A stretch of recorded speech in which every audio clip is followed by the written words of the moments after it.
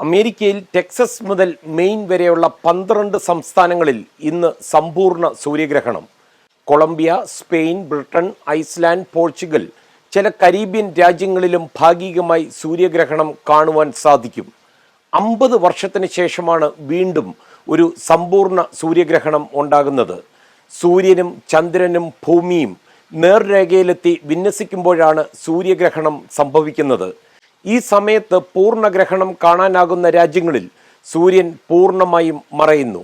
ഈ സമയത്ത് നേരം പുലരുമ്പോഴും അതുപോലെ സന്ധ്യാസമയത്തെയും പോലെ ആകാശം കാണപ്പെടും. ആകാശം മേഘാവൃതമല്ലെങ്കിൽ ഗ്രഹണം നടക്കുമ്പോൾ സൂര്യൻ്റെ കൊറോണ അല്ലെങ്കിൽ പുറമേയുള്ള മണ്ഡലവും ദൃശ്യമാകും. ഏപ്രിൽ 8 ഇന്ത്യൻ സമയം രാത്രി 9 മണിക്ക് ശേഷം 13 മിനിറ്റ് മുതൽ ഏപ്രിൽ 9 വെളുപ്പിന് 2 മണിക്ക് ശേഷം 22 മിനിറ്റ് വരെയാണ് വിവിധ ഇടങ്ങളിൽ ഗ്രഹണം ദൃശ്യമാകുന്നത്. നാസയുടെ തത്സമയ വെബ്കാസ്റ്റിലൂടെ സൂര്യഗ്രഹണം കാണുവാൻ സാധിക്കും. സമ്പൂർണ്ണ സൂര്യഗ്രഹണം വീക്ഷിക്കാവുന്ന നാസയുടെ ഒഹായോയിലെ ഗ്ലെൻ റിസർച്ച് സെന്ററിൽ നിന്ന് ലൈവ് സംപ്രേഷണവും ഉണ്ടായിരിക്കും.